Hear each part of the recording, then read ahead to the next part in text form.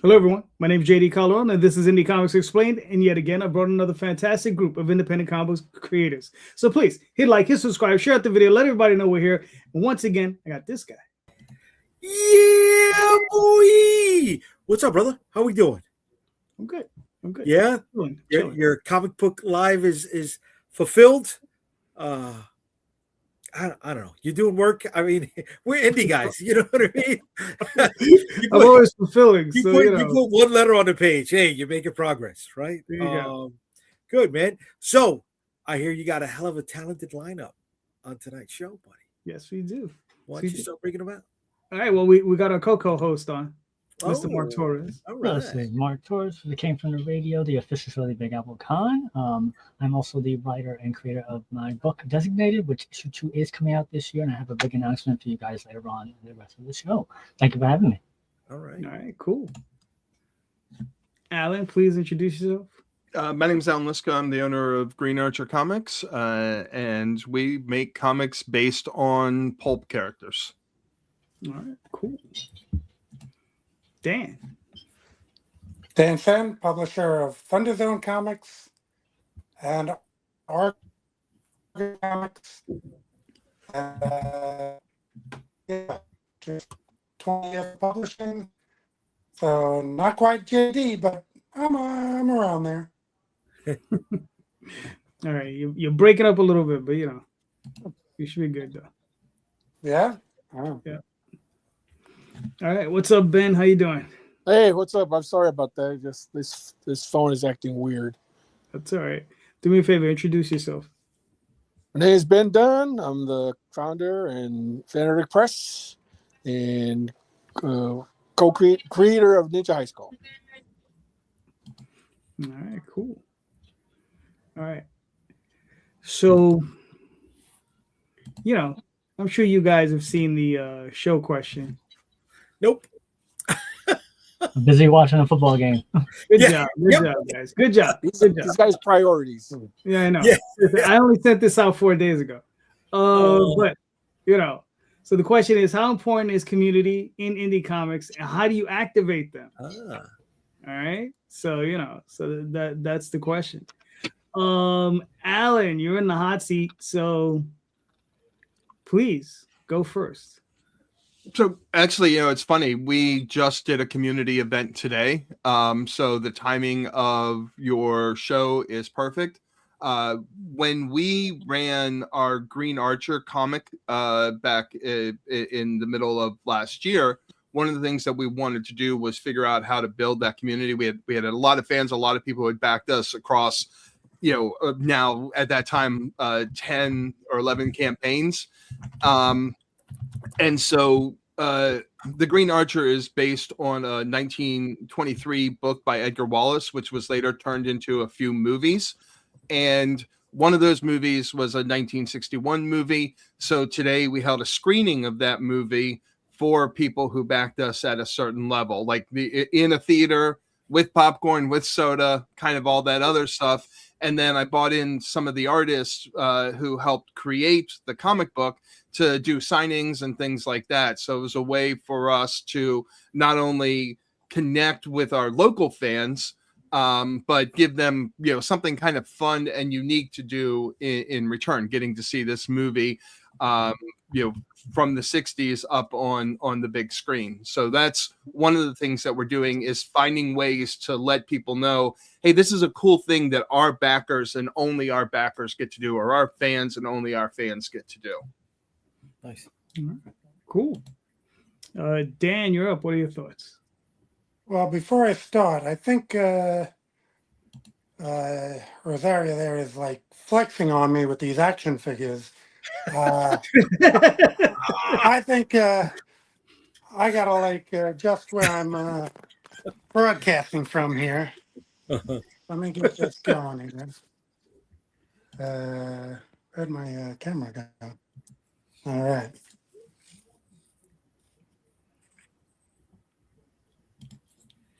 There you go, Dan. All right. There we go. I got There you go, Dan. there's Yeah, baby. Galactus as well. Yeah, baby. That's how we do. The Brothers of Galactus are in the house. There you go. And you have That's how- Giant Man Frame, I too. can't So tell. You got a giant man. That's right. Yeah. Look at that. Yeah, all right. So community in comics. Yeah, I'm a big believer, of course, in community in comics. And steadily, that's why I actually started this Thunder Zone imprint, because I had been doing Argo comics for so many years, just as my own imprint with my own characters, but that lacked some community. So I figured, bringing in other creators and publishing their books, some from around the globe. The current Kickstarter has a book from a guy from Singapore. I never met him, but, became good friends through the internet. So, and I think we all use a community of artists and colorists and everything else. So, yeah, big believer in the community of comics. all right. Ben, what are your thoughts? Well, I mean, I thought the movie.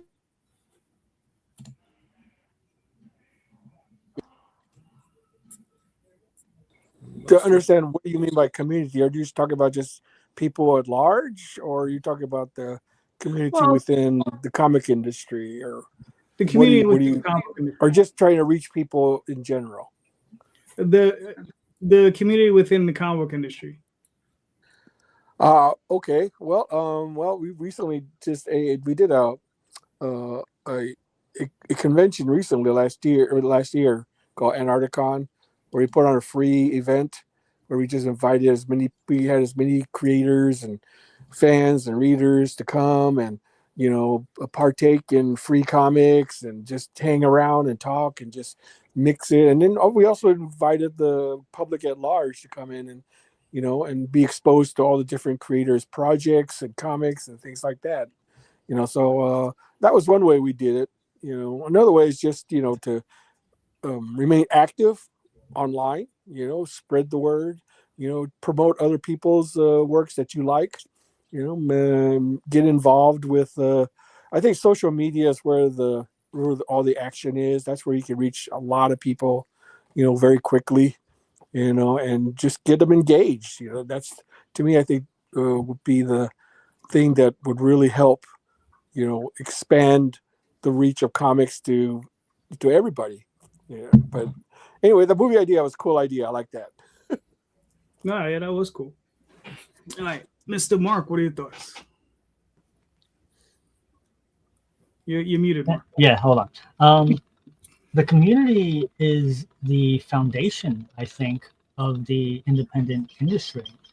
I've known you guys, both Jays, for years, and I think that's part of it, because we've known each other for so long that we're able to help each other out, promote each other out. I wouldn't be here now if I didn't know you guys for so long, and I didn't stay in the game.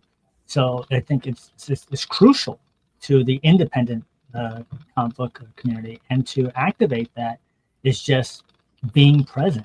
I think just going in there, networking, meeting people at conventions, and being consistent, and always, at least the best as you can, do what you say you're going to do. Okay, cool. Jay, what are your thoughts? Yeah, Mark touched on it, right? Another word for community is networking, right? And it's building up a group of people who can speak positively on your behalf when you're not around, right? On you and your product, and spread the word, or your working relationship. Say, oh, I'm not available to do something, but maybe Jay can work on it, or hey, we're looking at it in the chat right now. People talking about each other's books, right? That's community. That's putting it on. So yeah, it is strong, especially when you don't have enough money to put together a large scale marketing campaign. You could tap in to that community that follows you on a regular basis. Well, and here's the question on that: do marketing campaigns even work? I mean, that's of course, that's been always the conventional wisdom. Oh, you've got a Kickstarter campaign, you got to take out Facebook ads. We don't get very good results from Facebook ads, and I'm perfectly willing to admit that maybe we suck at making Facebook ads, but we have much better luck with activating our mailing list, activating to a much lesser extent our Instagram following, our YouTube channel, getting people backing from there. Like I'm not even convinced that what is considered traditional marketing works that well for any of this. It doesn't at all, Alan. I have a background in one of my past lives, right? None of us are spring chickens here, right? We've all had a couple of lives that we've lived. So one of that, I just sell beer in New York City, so I know how to activate the launch of a product in a supermarket, in a bodega, and in a bar. None of those three things can be applied to comic books the way we would activate a brand new beer. There's no way you can do that for a book in a comic shop or in a stationery or in a library, right? You can have small little things like free comic book day and stuff like that, but traditional business techniques cannot apply to comic books. So when I mentioned large scale marketing campaign, I don't even have the dollars to get to that point, so I can't answer whether it would affect it or not. But then what channels would you utilize when you have the money to put something like that together? I find it funny as a very, very small publisher that what I see the larger publishers doing right now is coming to Kickstarter. So basically doing what we're doing because they can't figure it out either. And it makes me feel a little bit better that Marvel and DC and Boom and Dynamite can't figure out how to do large scale marketing campaigns effectively for their comic books. It's like, oh, okay, I'm not the crazy one. I mean, I'm not the crazy one, but at least not the crazy one about this. Right. You're not alone. Yeah. But yeah, to answer my own question, I think community is important. The reason I asked the question is, and I don't mean it as, us bringing in fans, right? Because that's the whole separate question, right? Is community is us, like the six of us and the dozens and dozens of other publishers that watch this show, right? That's the greater community I'm talking about. Is that like, how do we effectively help one another grow and expand our own readerships? And I don't mean just me expanding mine, but how do I help you guys? How do you guys, and will you guys reciprocate, right? Like, how do we get each other to help each other, right? Because I think that's the most important thing. Because, my books are different than Jay's books. Jay's books are different than Dan's books, so on and so forth. You understand? But there is some overlay, right, that we can have as a community, right? Because we're finding readers who like stuff other than what's being produced by Marvel and DC, right? Because I think that's what we have. We have people who want to read something different, right? They want something, whether it's different quality, quirky, weird, whatever it might be, they want something different, or else they wouldn't be with us. You know what I mean? They don't want to read Spider-Man. They don't want to read Thor or Superman or whatever. I mean, I love all those characters, right? But there does come a saturation point where you're just like, I've seen a lot of this, right? How many Batmans can you read? To be honest with you, right? It's just sometimes you want to read something a little different. But again, the question is how do we help each other, right? And that's the question. That's the real thing that I want everybody to think about, in general. It's just like, how can we help each other, right? Because we know the guys at the top, they're not going to help us, right? Whether it be Boom, Dark Horse, whatever, Marvel, DC, they're not helping us, right? That has no interest in their game to us. But how do we help each other, right, as small independent guys, right? So that's what I want everybody to think about. That's what I want everybody to like try to come together, not necessarily right this moment, but to think about, like, reach out to another creator, you understand, and maybe cross promote in some way. Reach out to somebody you don't know, right?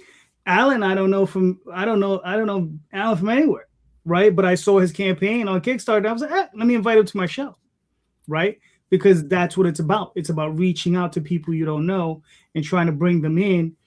And hopefully it says, okay, hopefully I can give Allan a few more backers. You understand? 6 months down the line, maybe Allan say, hey, listen, JD's putting out something, and say, oh, I'll share his post somewhere, right? And that might get me a couple backers. You understand? And so on and so forth, right?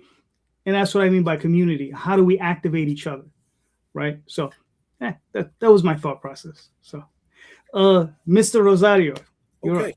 So I'm formulating this question based on what I know about Mark and what Ben and Allan just said. I know you guys do community-driven events, right? You mentioned Antarcticon. Allan, you mentioned the movie theater experience you had for people today. Mark, I know you do library events. Going back to my past life, right? When we would promote a beer that was going to be at a bar, we would hold a radio spot ad.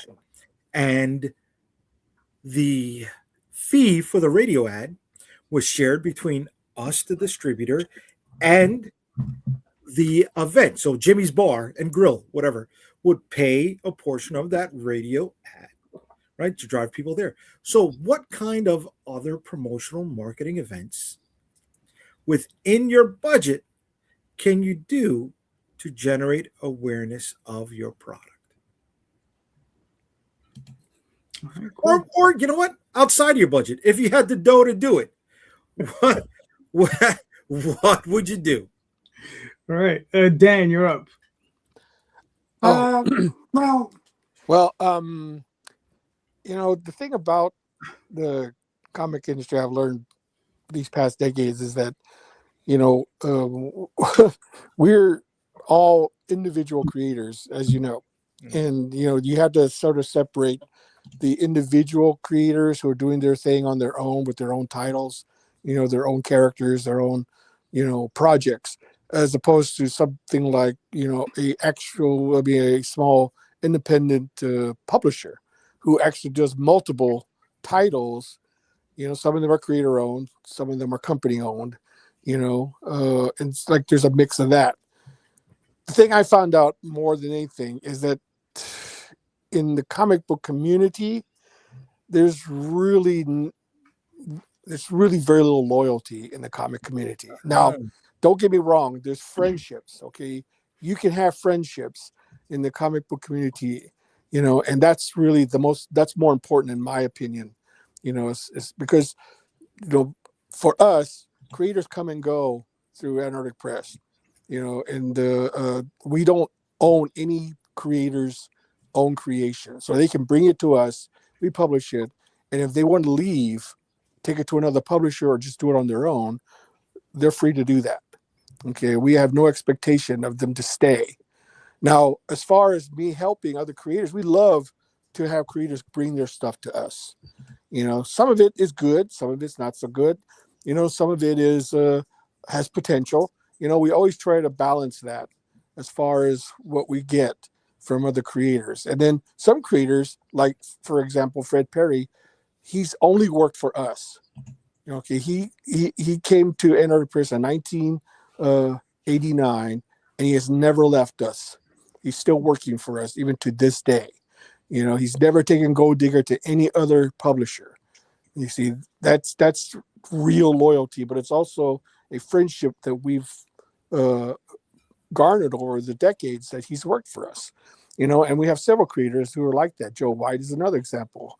He's been with us since the very beginning. When let's just say, for example, in Marvel and DC, they don't care. They have no loyalty to any of their creators, none. Okay, if you think that they care about one iota of the creators, they don't. Okay, they're disposable. Okay, and that's just the fact of the matter. But for us, the indie comics creators, we like to create relationships and friendships and build a community to make us, to help promote each other, just to help, hey, I like this guy. He's a good guy. He does great work. I love his work.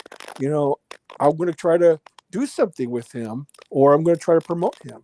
See, a lot of times what I do is I see somebody with a character I like, or he's doing something, I'll contact him and say, hey, do you want to do a crossover? Do you want to sort of exchange ads maybe in each other's books?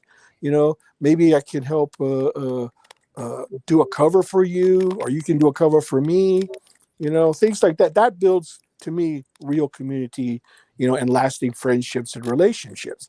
And that to me is where our strength lies as an independent comic community, because the big two, they don't care. They don't care. I hate to say that. I've worked for the big two, and the minute they're through with you, they just toss you like yesterday's trash. And that's a fact of the matter. Now, the only upside to them is that you get a steady paycheck and they pay well. At least they used to. Sometimes you can make more money doing your own Kickstarter now than you can working for Marvel and DC these days. And just the sheer fact they're going to crowdfunding tells me that they're desperate. Okay. Before, they didn't have to do that. They were selling so many books. Crowdfunding, that's for little guys. That's for the small and the indie guys. Now they're coming to Kickstarter. They're trying to crowd us out. They're trying to, overtake us. I always like to think that there's a bigger pie, the pie that can grow. But people, they order what they want, because they want something different. I think in the comic book community does that. I think what you guys are doing is great idea. I love the movie idea. I love being able to go to libraries, talk to the people, engagement. That's the important thing, is engagement. You got to engage. If people don't see your stuff, okay, they're going to forget it. That's why it's so important for us as a company and our press, is that we always try to have books every month. Every month, you got to put something out, because you're not on the shelf or not putting something out, people will forget you. Okay. Yeah. They'll say, I remember that book that came out 5 years ago. So also by engaging with other creators, you create a lifeline or friendship and things like that. They'll help you if in case something, comes up that, you're in a tough spot or something like that. And that's important too. That people are willing, the creators are willing to help each other, in things like, in case something goes wrong. Mm-hmm. And to me, that's what community is about. That's why I created things like the Ninja High School yearbooks, and that's why I created like the exciting comics and all those anthologies. People think, oh, anthologies, they're dead. No, anthologies, we need them, because that's a perfect way for up and coming creators to get their stuff out there without us as a company committing to the expense of a mini series or a large series or something like that. And then to me, that's my way of reaching out to the community and creating strong bonds, and that's, to me, that's how our community should be. Of course, we have a lot of egos at play.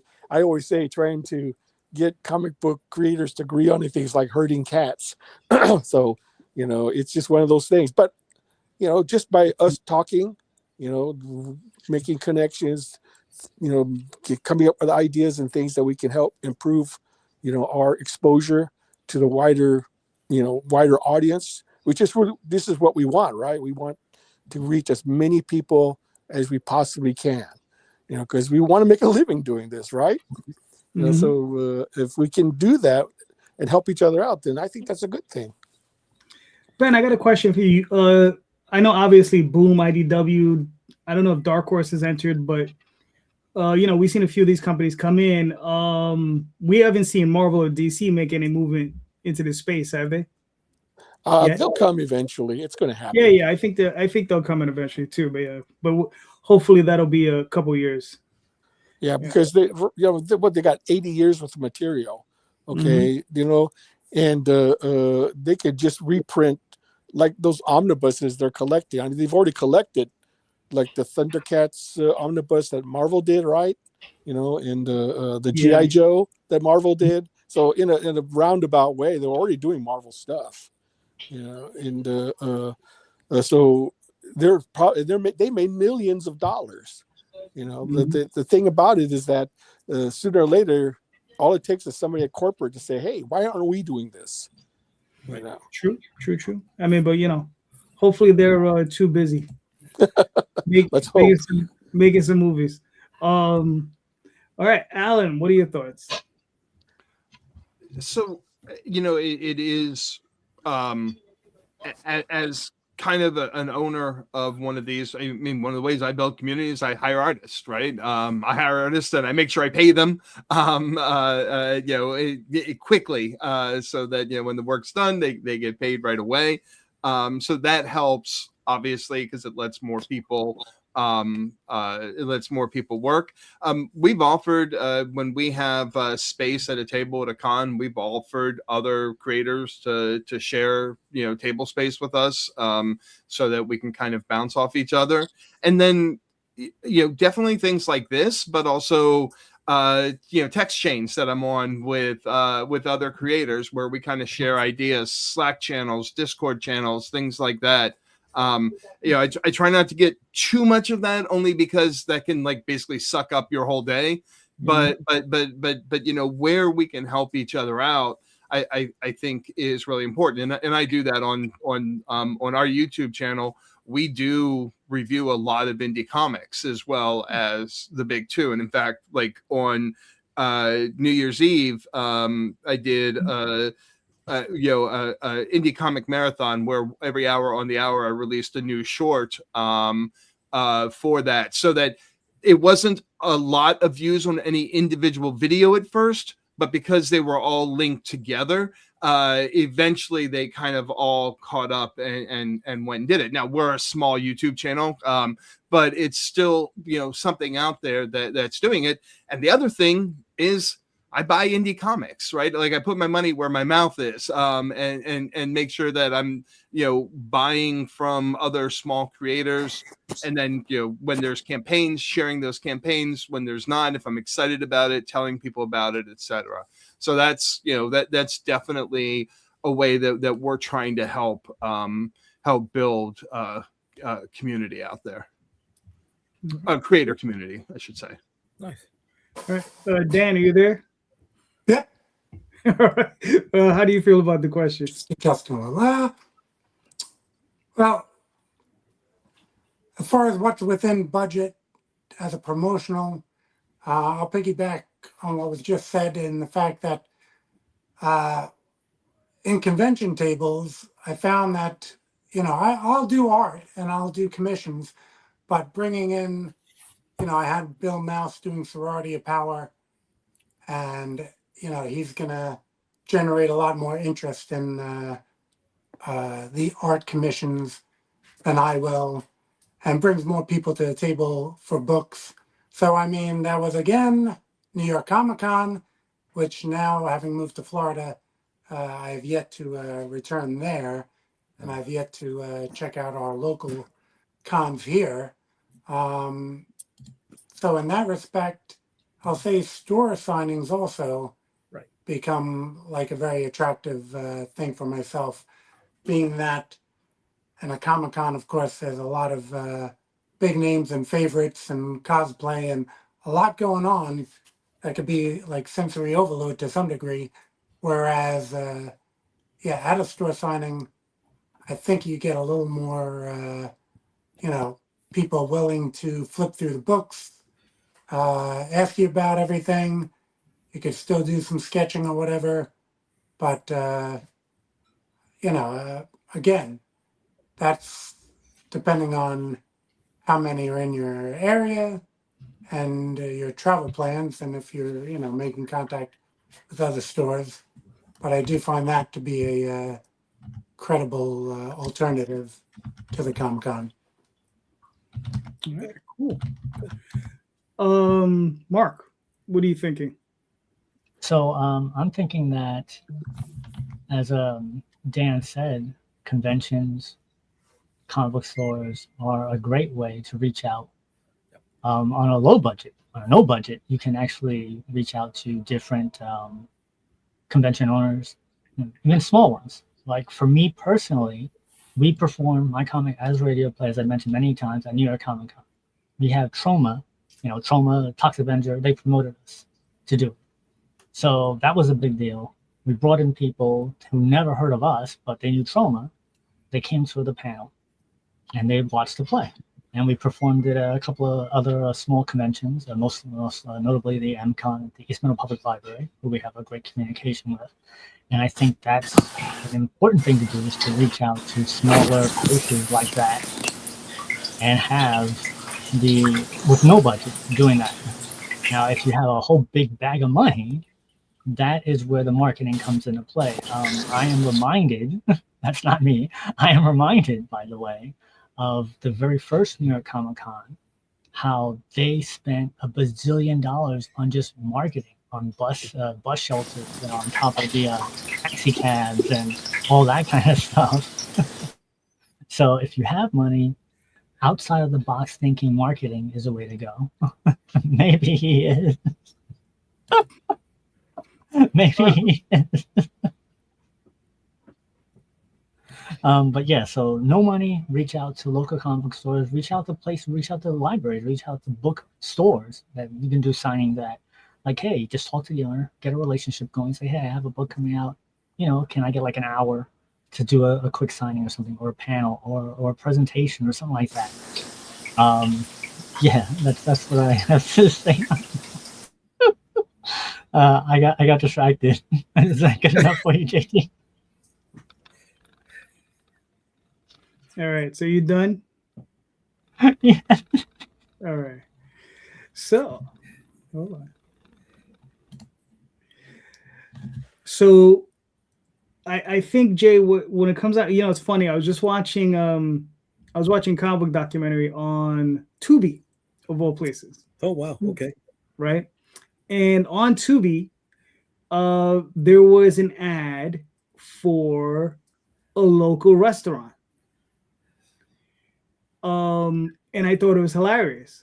I immediately, or Daphne and I, because we were both watching it, she was like, "Oh yeah, Jay would start talking about this," because we were like, "Yeah, you know, it's a local. It was literally a local restaurant up here. You know, I'm in Queens, so it was up at Forest Hills, and they were talking about how you come to Forest Hills, and it was this cheesy little 30-40 second spot, whatever it was, but it's on Tubi, and it was during a comic book, you know, documentaries, which I thought was kind of funny, because I was like, yeah, I said, you know, if you were to advertise anything like that, that would be the place for us to advertise, right?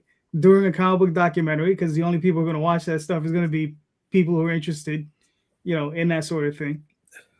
So yeah, Tubi, that's where I would go. Yeah, I like you that. Know, I have no idea what a 30-second spot would cost, but you know, I found it fascinating. Yeah, nice. So I'm at Midtown Comics the other day, right? And they got a line and a half going around the corner. Excuse me. This is the downtown one. They got a line and a half going through the alleyway, and if, you know, for somebody signing one of the Absolute Batman books, right? Mm-hmm. And I mean, I'm like, these guys are just there. They're missing the opportunity to capture the audience. Yeah, they're waiting for the guy to sign the book, but you got people on the Instagram, you got people watching the whatnot.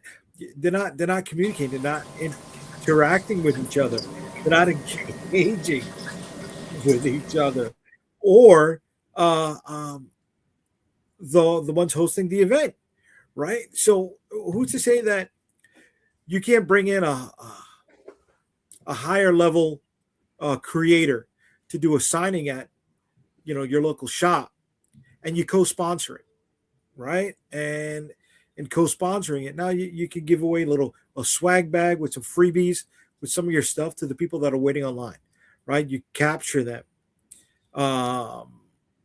because they're there to see whatever brand new creator of their favorite book. But who's to say you can't piggyback on that? You remember the old Chia Pet commercials, right? You'd see it, and at the end of Chia Pet, you'd see now available at Rite Aid, Walgreens, Duane Reade, X, Y, and Z local pharmacy. Who's to say we can't do that on the Tubi ad, right?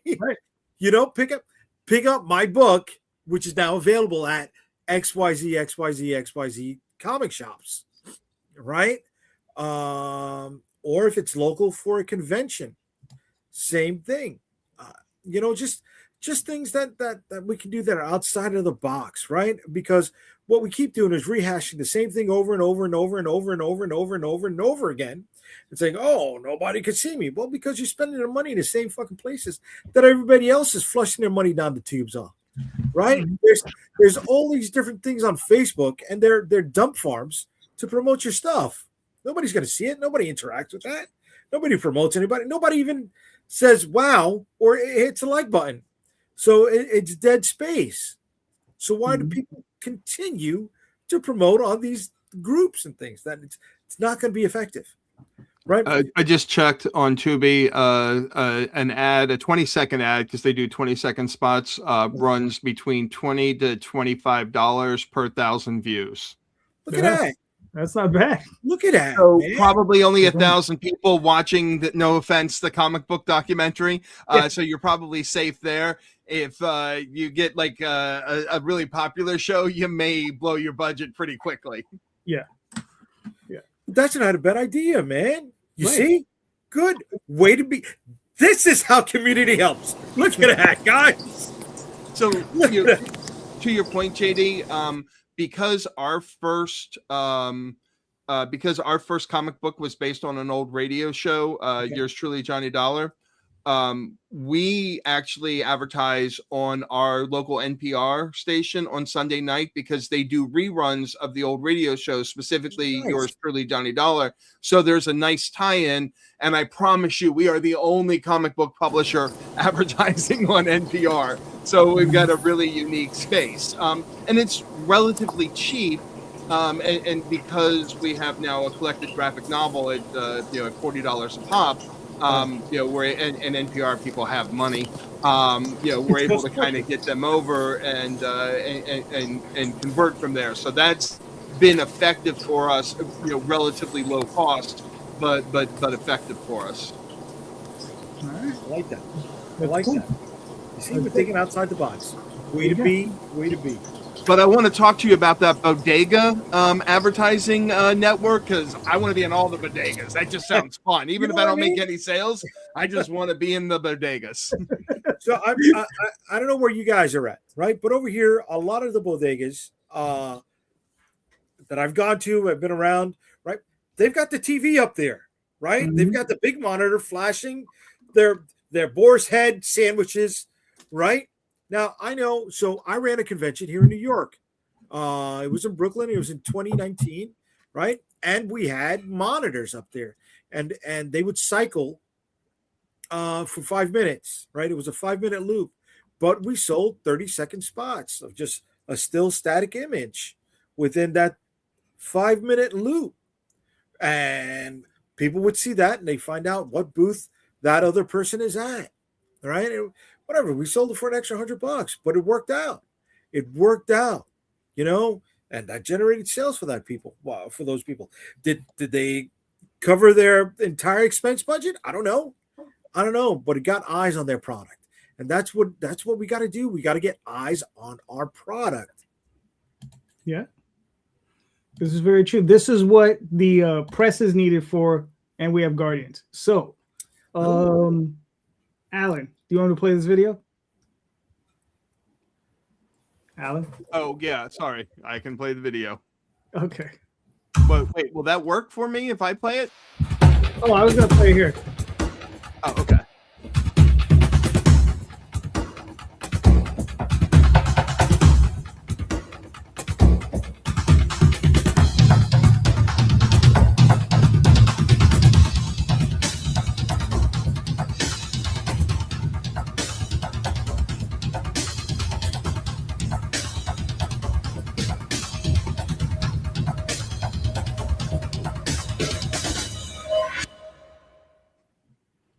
Nice.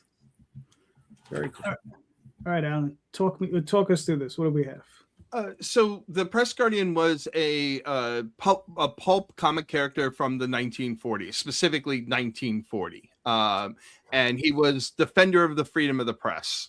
So last year we bought it back. First we did the Press Guardian and the Clock, 1942. So with the two original characters. And then we started a new press guardian, his granddaughter, who's kind of carrying on his tradition. So defender of the freedom of the press, and then annoyed that 85 years later she still has to punch Nazis. Is kind of thing. So if you like your heroes as badass redheads fighting for truth and punching Nazis, this is who you want. And we actually did a lot of research into how disinformation campaigns work, because we wanted to be able to tell the real story behind it with a lot of Nazi punching. So if you don't want to read how real campaigns work, at least you get to see Nazis get punched. Yes. And it's been a lot of fun doing this. One, I love researching when I'm creating a comic. I love making it as accurate as possible to that time.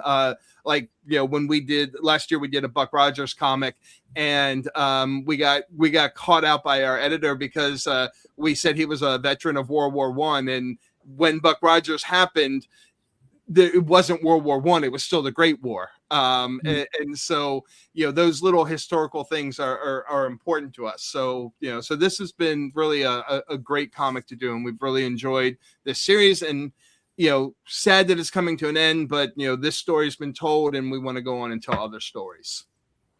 All right, cool. Now, is this issue 2 of a 4-issue limited series, or is this it? We're doing what every Kickstarter consultant advises against. This is issue 4, so it's the final issue, but we're also combining it with the trade. Since we have all the stuff we need for the trade, we're just going to go ahead and do both. So if you've kept up with us, you can just buy issue 4 and good to go. If this is your first time coming to the campaign, you can buy the trade and you have all 4 issues in a single comic, and you save a couple bucks because you're buying the trade. And again, every Kickstarter consultant will tell you that's stupid because you're leaving money on the table because you get them to buy the 4th issue, then you do a separate campaign for the trade. I don't have that kind of energy, man. So if you're new, go buy the trade and you can have that. And in fact, we have one tier that if you really like one of the covers, you can buy issue 4 and the trade and save it, and still save a couple bucks. But this is the 4th issue. So in the first issue, she was in Estonia dealing with a Russian disinformation campaign. In the second one, it was a back home in the U.S. where, and I know this is hard to believe, where there was a bunch of media manipulation on social media platforms that was causing problems. Then she was in Hong Kong, where there was groups trying to get out information about Tiananmen Square, which is a real thing. Like, you can't talk about Tiananmen Square in Hong Kong anymore now that China's taken over. She was getting information out there to the people that do it and going up against Chinese government. So we are not selling our comic in Russia or China, just to be clear. And then for the final issue, she's back home in the States. And literally it's people in the U.S. government that are trying to silence her, and she has to fight back against that. Nice. All right. Cool. And there's kicking, so not just only punching Nazis, there's kicking Nazis also based on the artwork. So it's really funny and a little bit of misogyny in comic books. In the first issue, we made the point that she knows 21 different types of martial arts, and our editor was like, 21, is that too many? I'm like, Batman knows 138. Nobody ever questions that. I think 21's a little more reasonable if you've been training since you were 5. But yes, she knows how to kick, punch, and so on. And actually, again, when talking about doing the research, one of the things that that I've tried to do is, okay, she's going to use this technique for this attack, and kind of hear examples of what these poses look like. And I kind of communicate that to the artist to make the martial, given the style of the art, it's not super accurate, like physically accurate, but I want it to be as accurate as it can given the style of the art. This is our first comic. Like, we kind of make the joke at Comic-Cons that our comics are typically for the cosplayers' dads. And this is our first comic that we made for the cosplayers. Okay. Nice. And we made the art style like this specifically because we wanted it to be for the cosplayers. Gotcha. So, all right. So, I mean, you got another 14 days. You already met your goal. So you got a few more days. Hopefully get a few more bucks in there for you. Now, are you looking to do future adventures with the Press Guardian? Maybe. This year we're already slated with a full set of comics because we have the Conjure Man Dies coming in March. The Saint, he's now in the public domain. So we're going to do Meet the Tiger, which was the first Saint book in June. And then another Buck Rogers and another Johnny Dollar later. So we're already completely full for this year. And then in January of 2027, when the first Shadow novel goes into public domain, we're going to do a Shadow comic. And then, and then we'll see after that. But we're, again, very small publisher. Trying to do 8 comics in a year is a challenge for us.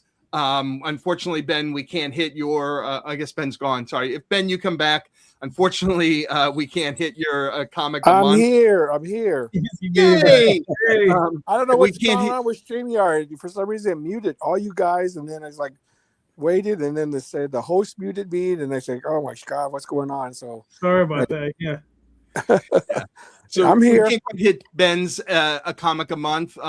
So what I do in place of a comic a month is I send all of our followers a video of me doing karaoke to "Don't You Forget About Me," so that they remember us. That's a great idea. I love that.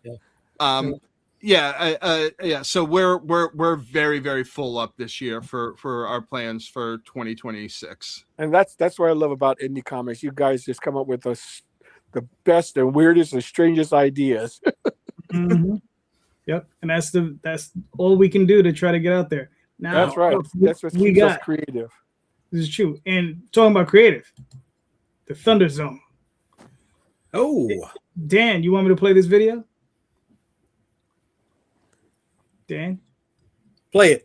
Play it for him. Go ahead, baby. Let's play it.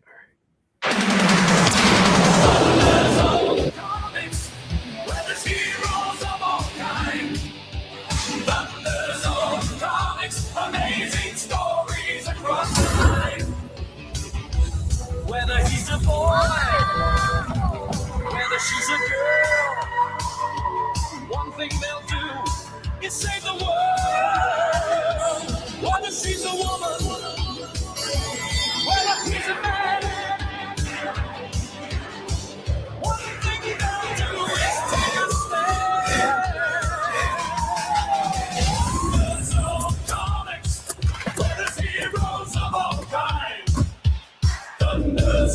Comics, amazing stories across time. Comics, we're the heroes of all time. Comics, amazing stories across time. Thunder Zone Comics returns. 5 all-new comics: Sumo Boy, Weirdo, Marshall Strong, Big House Blues, and Super Cross. Plus a free how to draw a character. Thunder Zone coming you back all 5 new releases. Kickstarter is live now.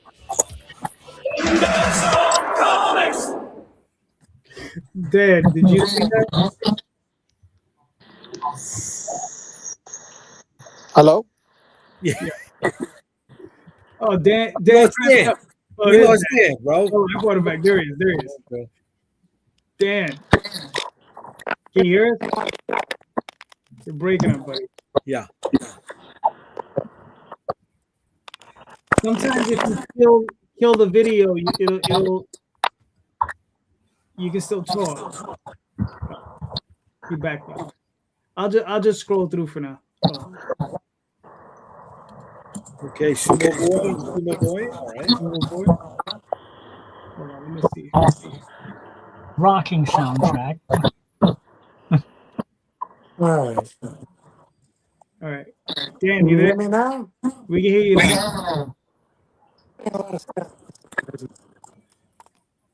Okay.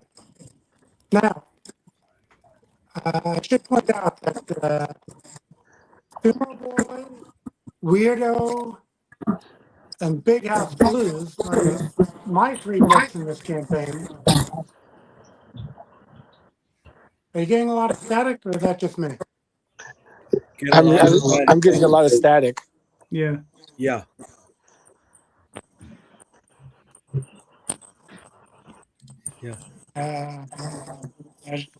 That's why I left the studio to try to re-enter. Yeah, we had to reset your audio or something. Yeah. That's the problem I had. Let's see. All right. Well,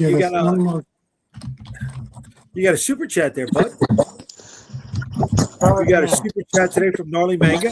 Howdy, fellas. The indie comic community is super important. Yes, they are. Yes, they are, brother. Thank you, Gnarly Man. Yeah.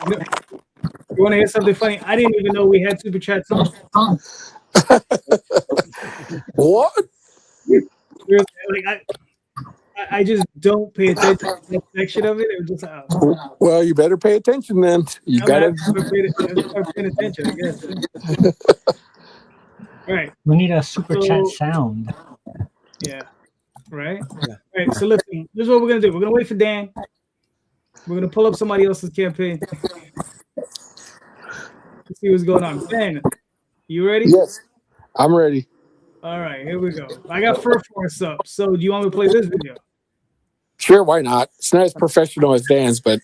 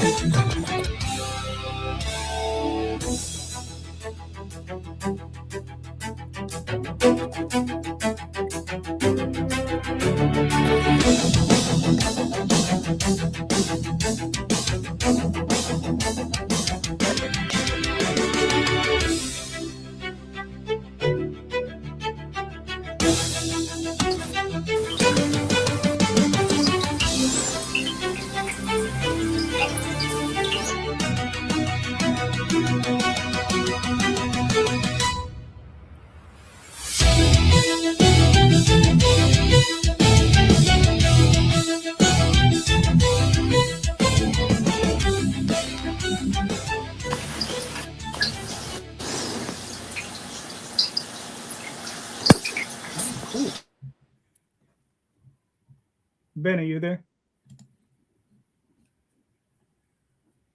Yeah. Ben? Okay. All Did we lose Ben? All right. We lost Ben. I think we got Dan back, but we're gonna give Ben a second to come back on. Ben, are you there?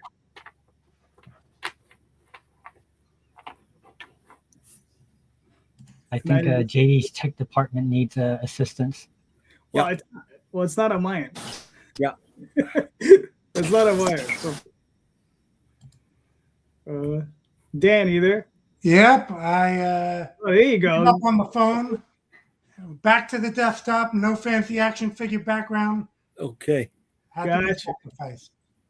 All right. Well, we pulled up Fur Force, and I'm waiting for. I don't know what happened to Ben. There it is. He backed out. All right. So let's go back to Dan, guys. So right. Dan, the rocking soundtrack you had, whether that talk a little bit about that while he's pulling up. I was going to ask you, was that you singing that song? Oh yeah, lead vocals. Gene Simmons was on bass. Had Axl Rose doing a little background of vocals. There you go. Nice. But talk to us. What do we got? Talk to us about Marshall Strong. Want to roll up to the top, and I'll go book by book. There we go. We'll start with Sumo Boy. Yeah, I had Sumo Boy, which he's a 1-ton kid. So there's a density to him, and it's tied into a Japanese myth that will reveal the origin in issue 2.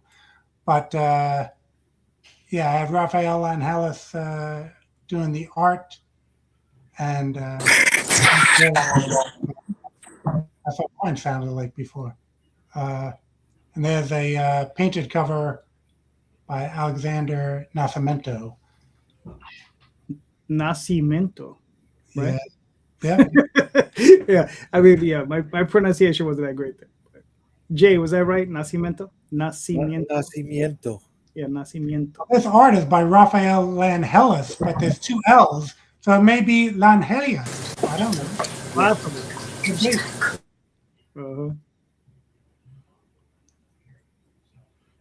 And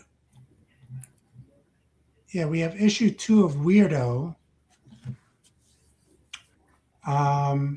with just a bizarre character, a little more zany. I want to give a little variety in the books. So that's the alternate cover by Jardo Cruz, and Eduardo Viena did the interior art here, where we bring in the Weirdo Mobile. So Dan, are you writing all of these books, or are these from other creators? What's going on with these? Yeah, Thunder Zone again is a bunch of different creators. I wrote those 2, but Mike Charnes wrote Marshall Strong. Okay. So this is his 3rd issue, and we have all the back issues. Rather than like have a laundry list, we have 29 books that have come out by Thunder Zone now. I just have like a catch-all add-on to get any back issue you want. Cool. So I have like all the covers listed in here, but if you missed Marshall Strong 1 and 2, coming in on Marshall Strong 3, there you have it. You know, just add that in ×2, and in the survey we'll say, you know, what are your add-ons, and you'll say Marshall Strong 1 and 2, or this is Big Ass Blues number 4, wrapping up the first arc. So 1, 2, and 3, again available as add-ons, and this is issue 4. Evan Quering did this variant cover here. We have a kind of a riot going on because Big House Blues is a supervillain maximum security prison with superheroes as the corrections officers. Gotcha. Nice. It's in Texas, where if Ben was here, he would appreciate that. Hold on. Sure. Let me see the easy back. Oh my gosh, I don't know what's going on, man. Oh, you're good. Can you hear me? Yeah, we can hear you. We're just going through. What's going on, man? Yeah, we're just going through. My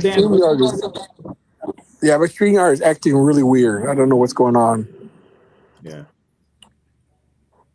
But yeah, I should point out actually that Weirdo, Sumo Boy, and Big House Blues were serialized in Ben's Exciting Comics. Oh, very cool. Oh yeah, I remember. Yep. So now, you know, they're serialized into chapters, and now we have like collected in issue format. We have the full issues of Sumo Boy, Big Ass Blues, and Weirdo that Ben was generous enough to publish in Exciting Comics, which was a big thrill for me, being that 1989 Ninja High School yearbook #1 purchased in St. Mark's Comics in Manhattan. Oh, very cool. Following Ninja High School, Gold Digger, all those titles ever since. Benzene, there was, you know, of course, a laundry list of titles. But and then we have Supercross, which is published by Jerome Hines in Singapore. So that I brought into Thunder Zone. So again, it's not just my characters; they're all on the same Earth.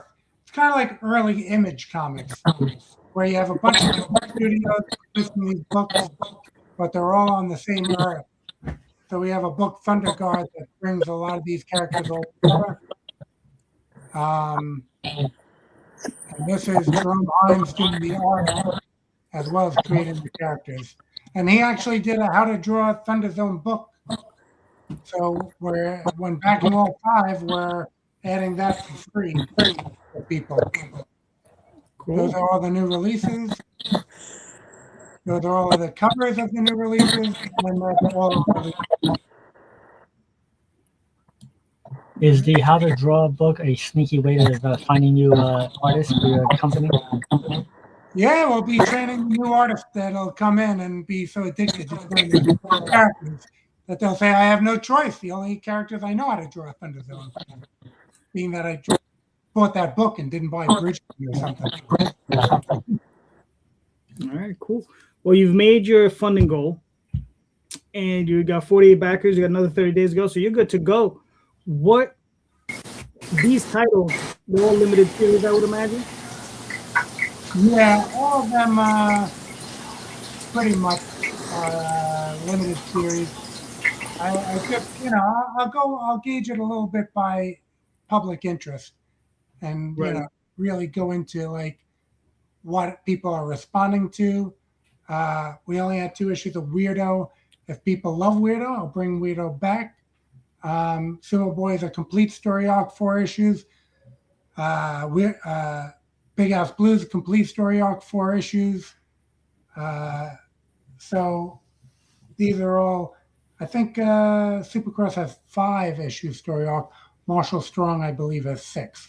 So we're, completed these books are completed, right? But all the other books are in various stages of completion, being that we're committed to keeping a regular schedule on these books.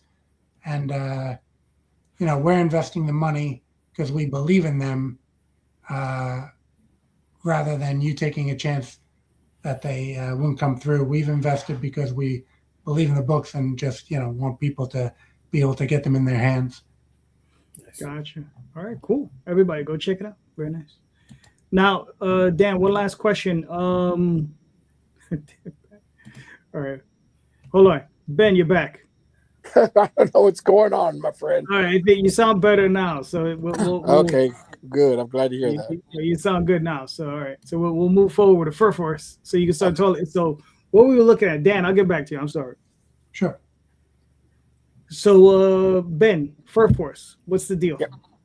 Well, I've always loved furry stuff. For the beginning of Antarctic Press, we did Albedo and Furlough and a bunch of other furry titles. So this is just my way of bringing them back. I created the Tomorrow Fox character. It's sort of like a furry version of Tomorrow Girl. And I thought, hey, across.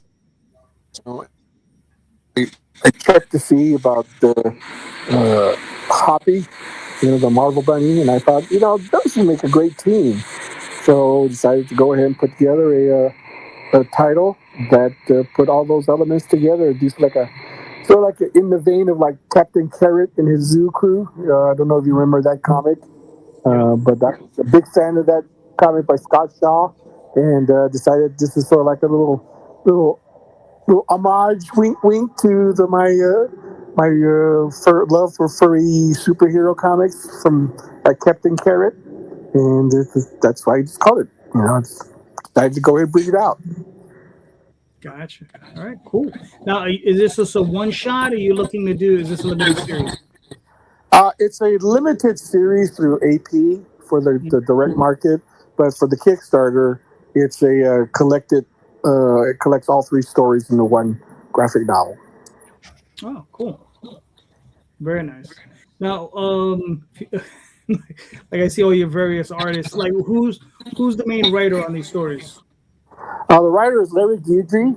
He also did our the Fat Man and Herbie, the Fat Fury crossover with Tomorrow Girl, and the artist is a new artist named Bernard Buber, and he's really talented and coloring. is by can't remember. I can never pronounce his name. Sorry. He's in there. He's in the credits. So, As long as he gets his credit. and yeah, Now, is Atomic Mouse a public domain character? yes. As Oh, far as I okay. know. All right. Yeah, I was just curious because I was like, it looks familiar, like I've seen it before.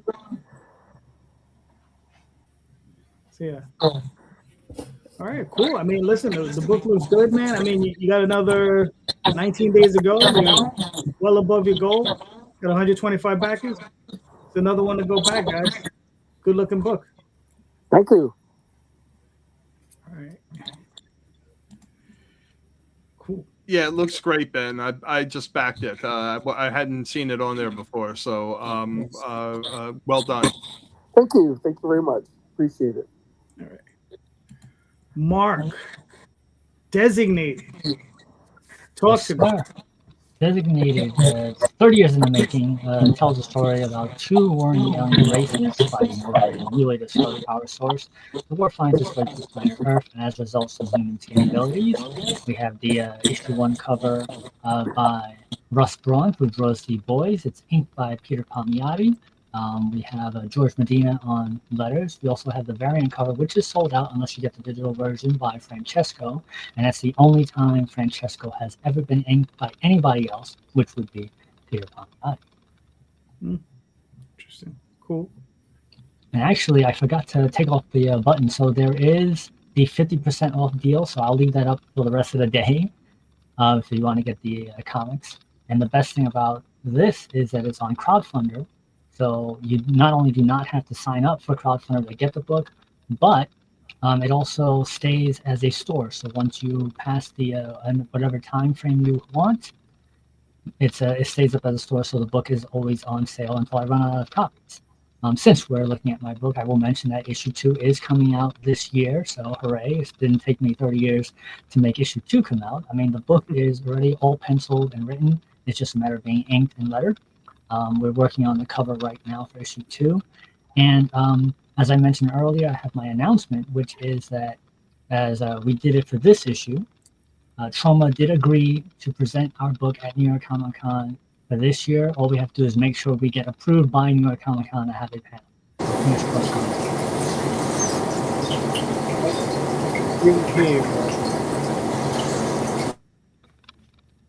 All right, cool. So, I mean, so your campaign is just like open forever? Yep, it's open forever until I hit the button that says end it. Gotcha. All right, cool. So I guess that is a good advantage from Crowdfunder. All right. Yeah, and then you can press a little video to see Lloyd speak about us for 2 seconds. No, you got to go up, up, up, up, up. You're going down, up. Another on the bottom right-hand corner. Little red button. Little triangle. Next word says share. Wait a second. Are you talking on? Oh, I see. Enjoy the amazing Trauma Presents comic book premiere of Mr. Mark Torres, comic book called Designated. It's going to be an amazing event in 2023. All right, cool. All right. Well, Mark, you're on the Forever campaign, so I think you're doing all right. Yeah, I think we're doing so well. I sold out of my variant, so that's always a nice little thing that over the years. And now getting issue 2 pushed out, that'll be even more exciting because it's been too long since I've been trying to get all 5 issues out. So just the fact that I'm on issue 2 now and we're getting that out this year, it's a huge accomplishment on my end. That's all right. Listen, you're not the only one alone. You're not alone in that. There's a lot of people that have a lot of difficulties putting out their books on time. Right, Jay? Yep. Yep. But they're great looking books. This is Damn right it is. Damn right it is, baby. Awesome. The Dead Princess Vicky Sticks launches on Friday night, February 13th at 8 p.m. We're going to be having a live stream for it. It reinterprets the Frankenstein's monster story in New York City with a female lead. And we tie in things that I liked growing up, like the Ron Perlman, Linda Hamilton, Beauty and the Beast. You know, it gets a little bit off of there. Gets a little bit off of Hellboy. It gets a little bit off of Jessica Jones. Definitely an anti-Ghostbuster, right? Somebody needs to protect the creatures that go bump in the night. And Vicky Sticks is the last prayer for those who are damned. This is going to be a 24-page full-color book written by me, illustrated by Denny Hadiwijaya. Yes, I pronounced it correctly. Thank you very much. Covered by Larry Toussaint, colored by Chape Ramirez, lettered by my wife, and there's going to be a bunch of other goodies that are incorporated with it.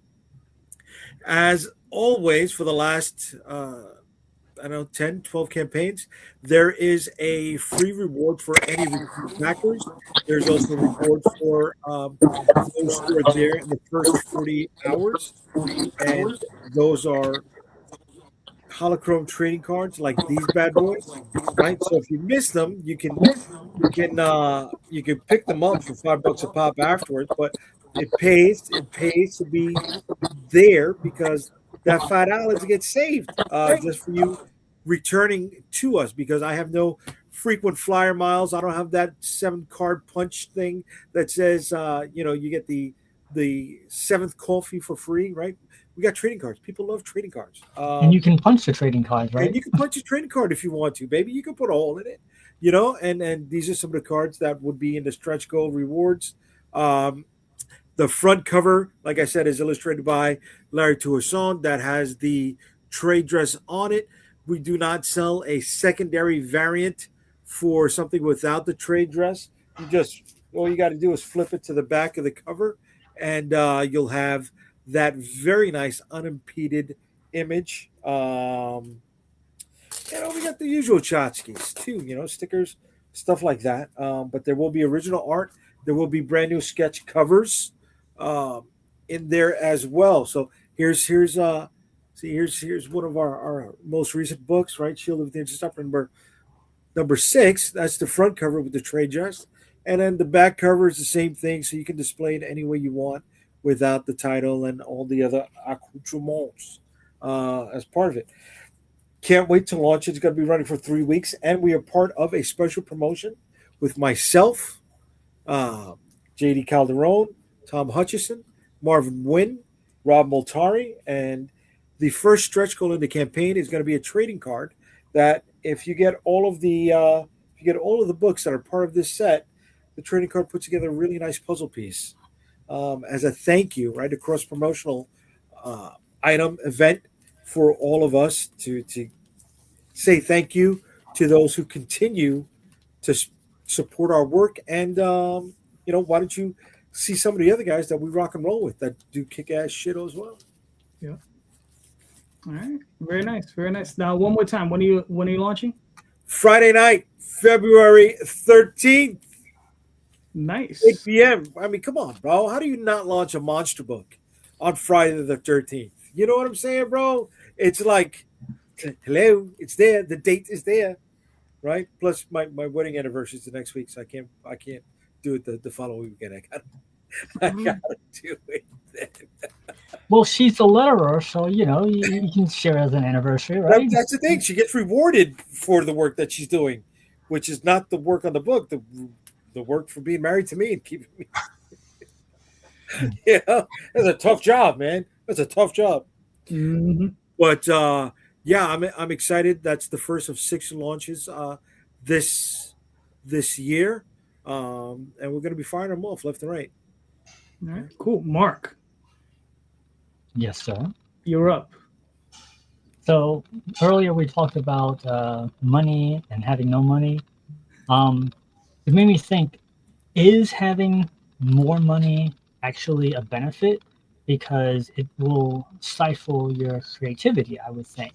Or is there a certain amount of money that's like, okay, this is the bare minimum and I'm still able to utilize my creativity? What do you guys think on that? Okay. All right, cool. Let's go. All right, hold on. Let's see. Dan, why don't you go first? Okay. Well, we mentioned, I think earlier in the show, hiring some big name artist to do a cover or something. So money is going to help you in that respect.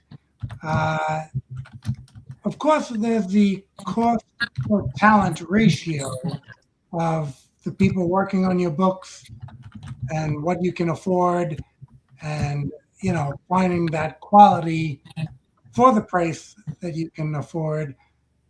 It doesn't always stand that the higher the price, the more talent you're going to be seeing in your pages. So I don't think there's a direct correlation sometimes in the book budgets compared to what the book is going to end up looking like. But again, with those names, usually does sometimes come with a price tag. So, and then money again, as far as the money to blow on ads. We've seen people who spend a lot on ads. We said again earlier in the show that maybe the Facebook ads weren't working for some of us, but some people seem to aggressively put money into Google ads and such, and see a big return on that. So, it's a difficult formula of where your money goes and getting the most bang for your buck. And of course, that takes a bit of research and trial and error. I found that the Facebook ads, for myself, didn't really move the needle that much. But some people are also just trying to find things within the algorithm to help them out. Recently, someone had stated they thought that the link within the post kills you in the algorithm, and you have to put the link in the comments. So, been experimenting with that. That's old news for many, I'm sure. But, again, I think just talking amongst each other, back to question one with community, then you learn these things and perhaps, find the best ways to market and get the most bang for your buck, as I said. All right, cool. Ben, are you Yes. there? All right, Yeah, Dave. finally. All right, nice. All right, so what are your thoughts on the question, What was the question again? Mark? The basics of the question is: do you think that there is a line on the amount of money you would need versus the creativity you have?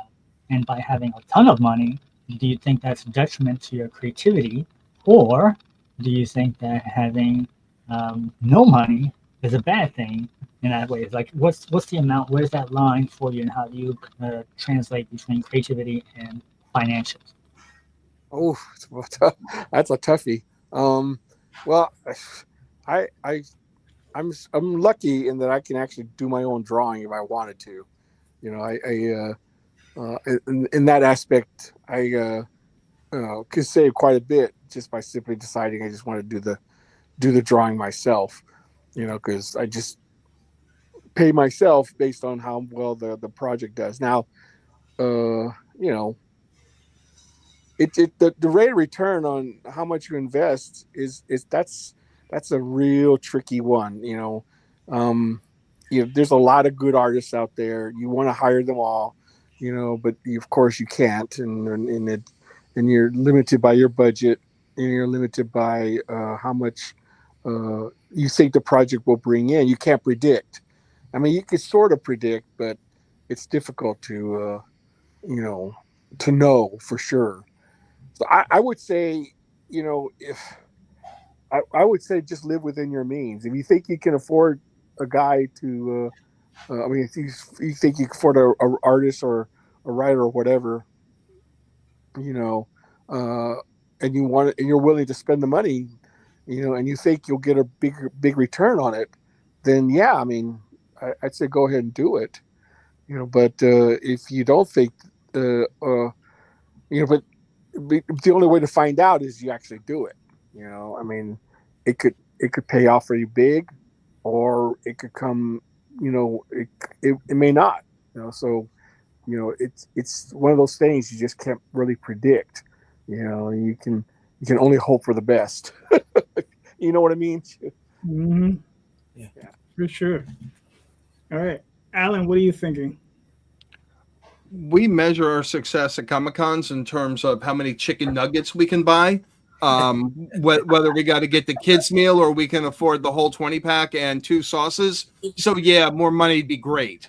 I feel like that's one of those questions that and I know you're not saying this, Mark, but too often that feels like a question from somebody who's never had to worry about money. It's like, oh, money, you don't want more money. That's going to make it worse. Nah, man, money doesn't make it worse. Like, you can use that money wisely. Whether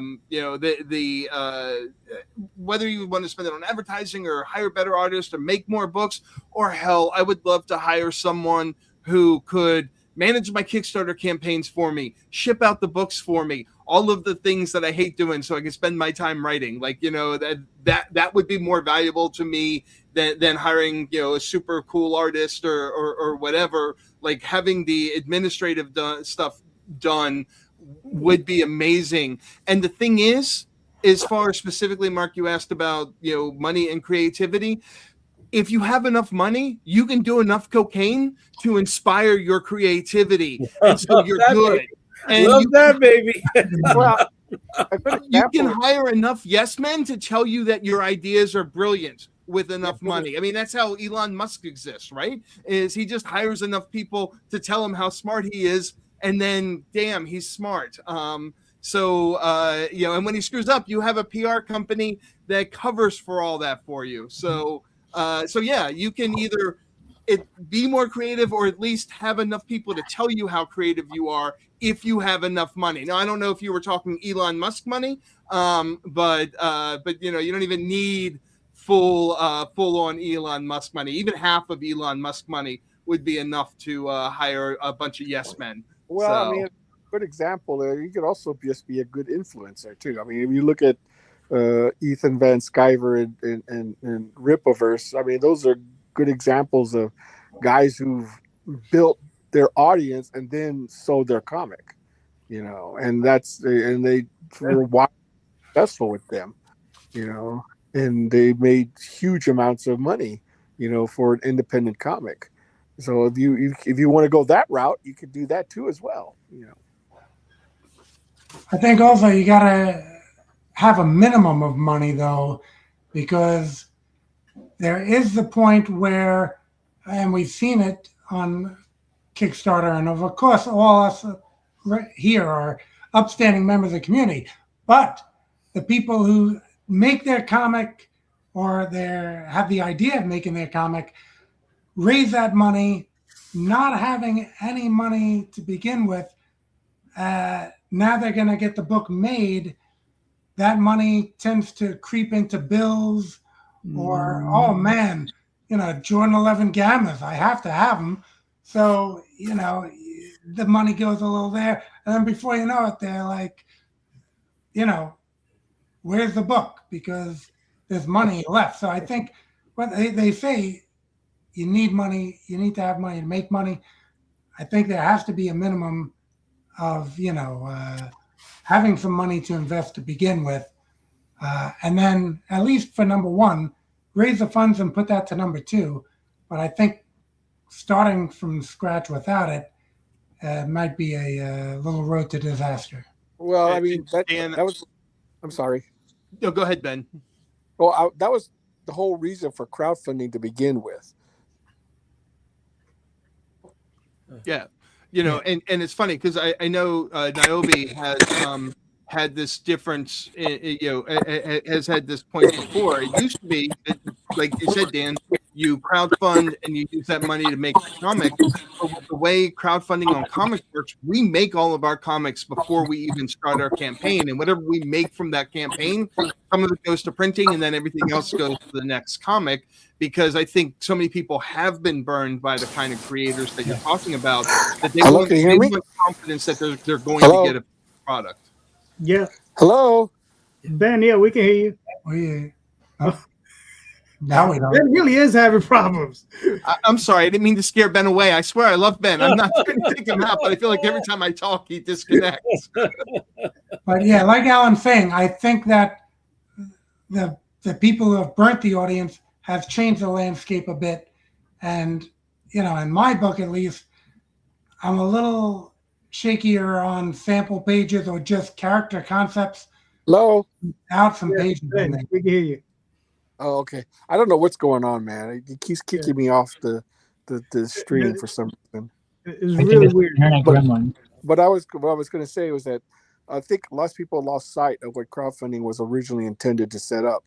You weren't actually supposed to have your product ready.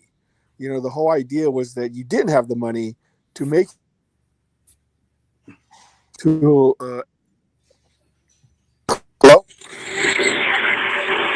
Hello? Yeah. Can you hear me? Okay, this is so weird. Okay, so anyway, the idea was that you didn't have enough money to do your project, so you asked people to back it, and then you completed your project. Okay, but now it's gotten to the point where it's become sort of a point of sale, where people expect to order something just like any other online retailer, and then they're expected to ship. Now, Kickstarter very clearly states there is no expectation of you getting a reward, but if you don't fulfill your campaign, you're going to lose the trust of the backers, and you're not going to get that backer to back any future project. So, unless then it becomes sort of like a scam to a lot of people, because, I gave this guy my money and he never delivered any of the promises that he made on, his campaign. And that's what gives crowdfunding a little bit of a bad name when creators who don't fulfill their campaigns or fill them in a reasonable amount of time, people are wary of that. They become, if this guy is unproven, and that's why I always thought Kickstarter should have like a little rating system for creators so that people can trust that creator that they're going to deliver their campaign. But anyway, that's I digress on that. But anyway, I think that's one of the things that people forget that crowdfunding was originally set up for. And I think people have lost sight of that. All right, cool. Jay, what are your thoughts? Yeah, I could use the money. It's going to help me be creative. I could finally pay myself, right? Well, but you got to deliver, man. You got to deliver. Let's say that, every penny I make, I reinvest in the system, right? I'm almost like Dan. I'm 3 years away from retiring from the day job. Once that's done, I could go full time, baby, and I'm going to worry about where the next paycheck is coming in from, right? All my benefits are taken care of, my retirement's taken care of, and I can do comic books full time. But why are you doing comics? You better off just investing in the stock market. No, I don't. The stock market is not where I'm at, and I have a love for comic books. Like all of us here, I have a love for this, right? Well, you know what they say: the quickest way to lose money is to do comics. Yeah. I did. I lost money. I can't say I didn't lose money learning how to do this. I did, But I take risks that I can mitigate on my own, right? The risks that I take are not in the 5 figures. The risks that I take are in the upper 3s, maybe the lower 4 figures. Something that I can get back from if I screw up.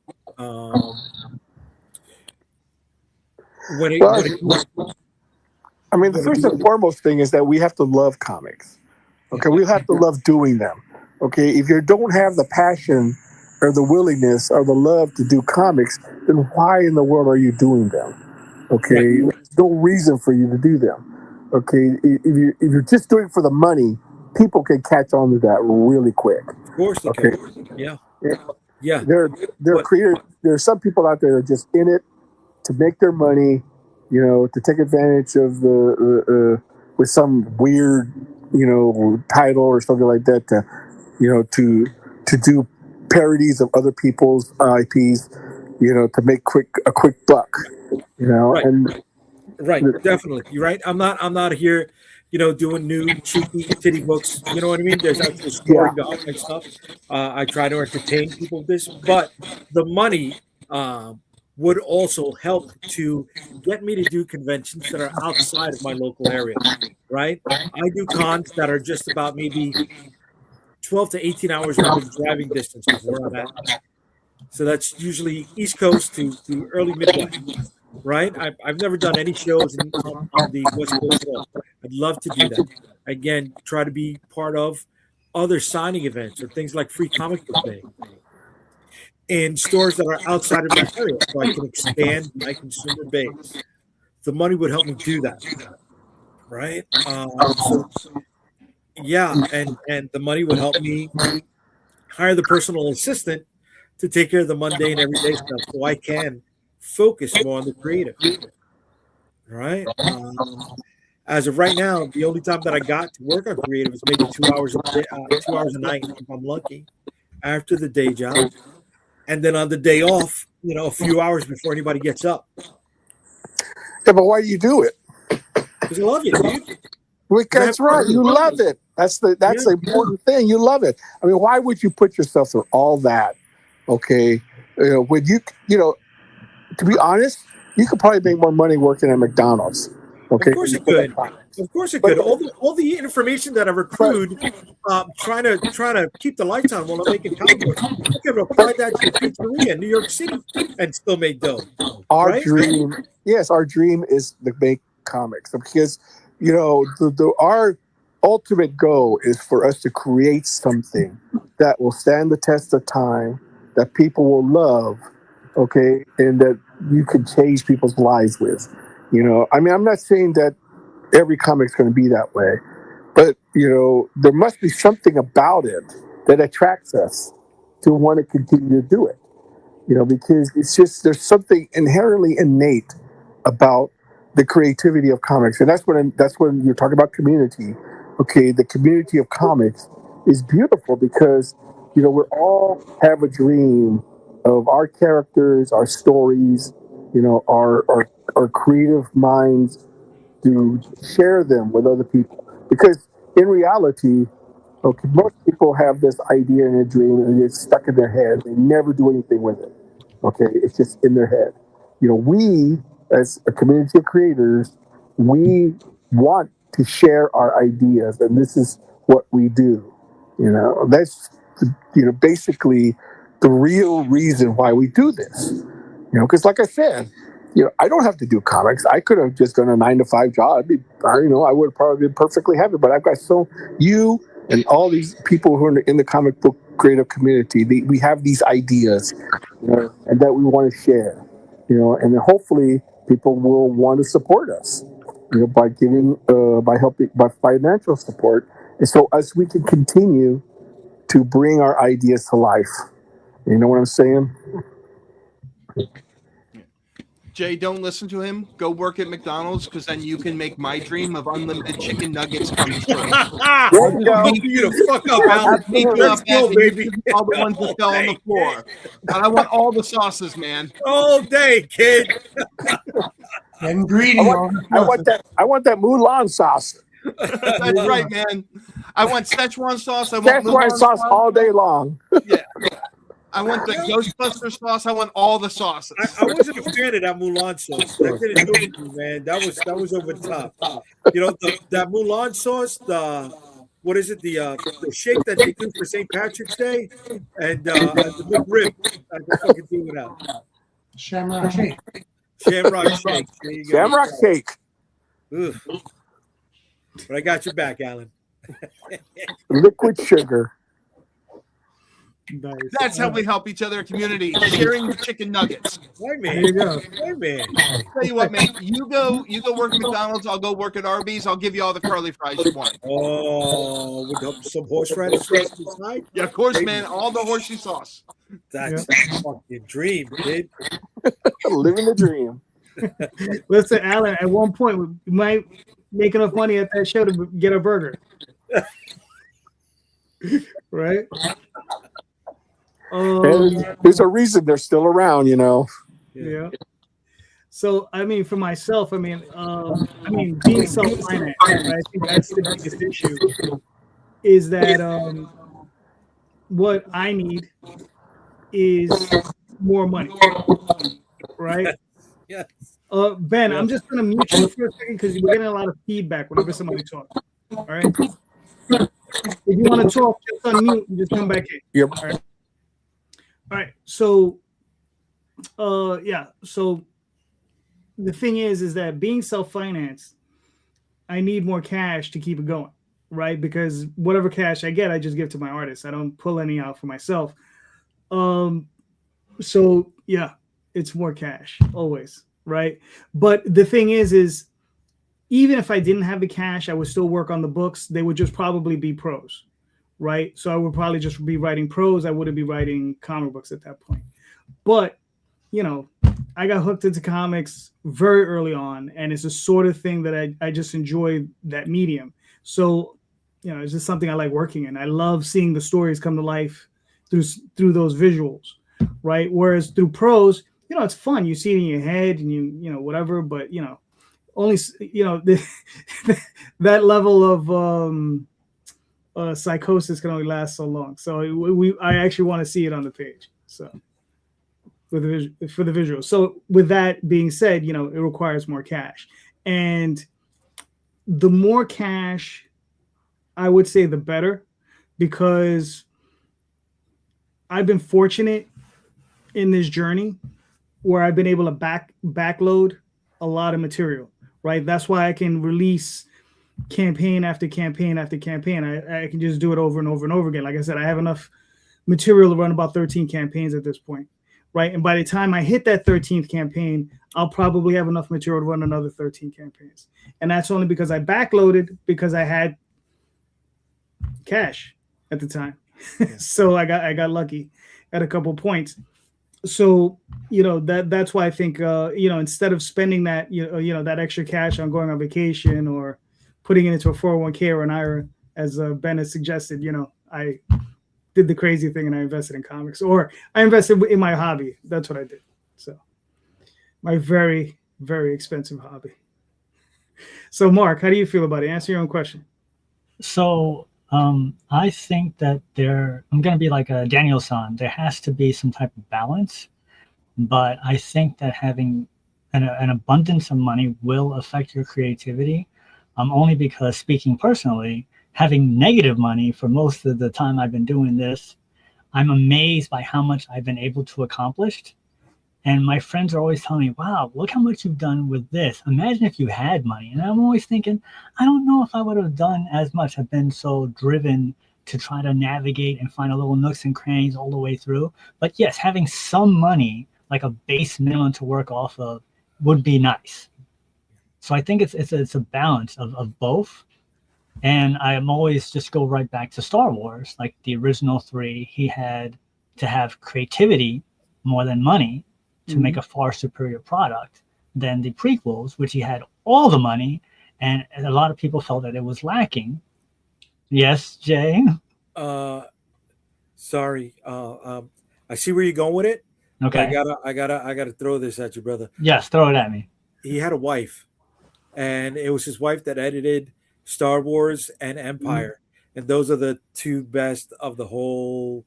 She took what he did and she created a narrative, right, that kept us engaged for over 40 fucking years. She is the true unsung hero in this whole thing. Right, but I think that still leads to Mark's point. He had so much money, he could then go out and get a trophy wife who wasn't as good at editing. That's true. That is very true. I stand corrected, gentlemen. I stand corrected. And I'll be honest with you, I my favorite of the three movies is Return of the Jedi. Really? Yes. Me That's my too. favorite. Because the Ewoks look like your mouse? I mean, No. No. It's because what it is that in that final film, we got to see Luke as a Jedi. Okay. That's why. Okay. You understand? We got to see his final form. You know, that's why I like Digimon, you know, because you know, final form. That's why. Okay. Okay. Right. All right. But that's what it is. Yeah. Fair enough, Yeah. baby. The Ewok stuff, I could have lived without, but You didn't like the Jub Jub song? I mean, you know, listen, every now and again I have to put it on just to just have it on, you know. I'm disgusted right now. Listen, if you want to hear something, oh no, that's not true. I was about to say I don't have any Star Wars figures, and that's not true. I do have a few. Yeah, I got it. There you go. There you go. And you know what? I'm sorry. In your defense, the Jump Jump song is a hell of a lot better than that song they put in a special edition when they did Jabba's Palace. See, you know, oh, that was bad. That's him having money. That's he didn't have having money. That's him having money for sure. Yeah. Okay, having money or having too many yes men, right? Well, he has the money for the too many yes men. Okay. That's what Allan was talking about earlier. Yeah. That's it. Yeah. Bringing it all back. Okay. Bring it all back. There you go. All right, Can you hear me? We can hear you. Go ahead, Ben. It says, why does every conversation lead to Star Wars?